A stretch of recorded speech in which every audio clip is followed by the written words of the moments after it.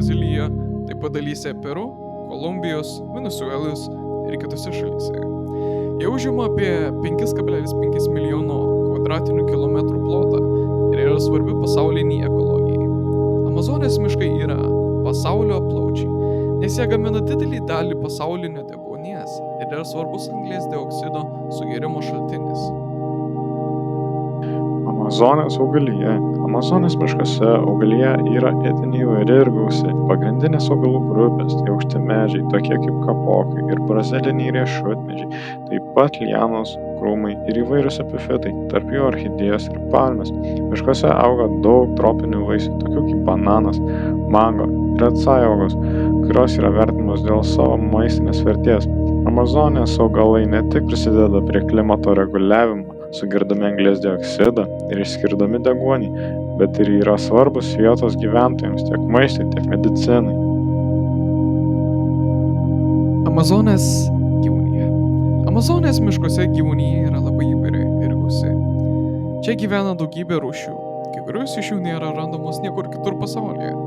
Pagrindiniai gyvūnai yra jaguarai, tapirai, įvairios beždžionės, amazoniniai papūgos, harpijos ir kolibiriai.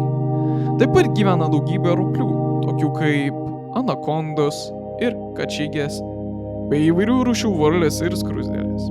Amazonės miškuose taip pat sutinkami įvairūs vabzdžiai, pavyzdžiui, tropiniai drugiai ir dideli vorai.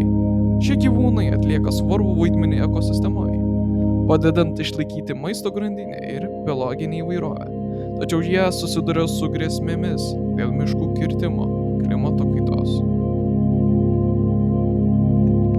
Klimato kaitos poveikis augalijai. Dėl aukštesnės temperatūros ir dažnesnių sausrų medžiai patiria stresą, lėčiau auga ir sugeria mažiau CO2. Kritulių pokyčiai gali lemti miškų nykimą, o dažnesni gaisrai naikina didelius augmenijos plotus. Klimato kaitos poveikis gyvūnijai. Daugelis gyvūnų, ypač varliagyviai ir vabzdžiai, kenčia dėl sausėjančių buveinių. Dėl ekstremalių orų keičiasi gyvūnų migracija ir maisto prieinamumas, o kai kurioms rūšims gresia išnykimas. Amazonės miškai per 50 metų. Per 50 metų Amazonės miškai prarado apie 17% savo ploto.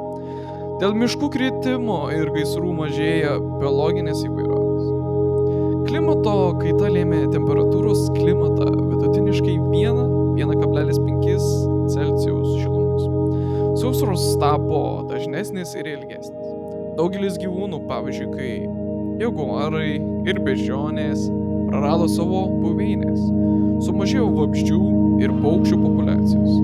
Keičiasi ekosistemos balansas. Mes, nors ir negyvename Amazonijoje, bet mes vis tiek galime prisidėti prie jos išsaugojimo.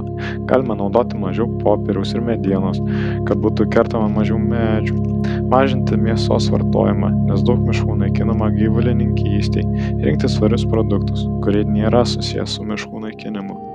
Remti organizacijas, kurios saugo Amazonės miškus. Skleisti žinias, kad daugiau žmonių suprastų šią problemą ir imtųsi veiksmų.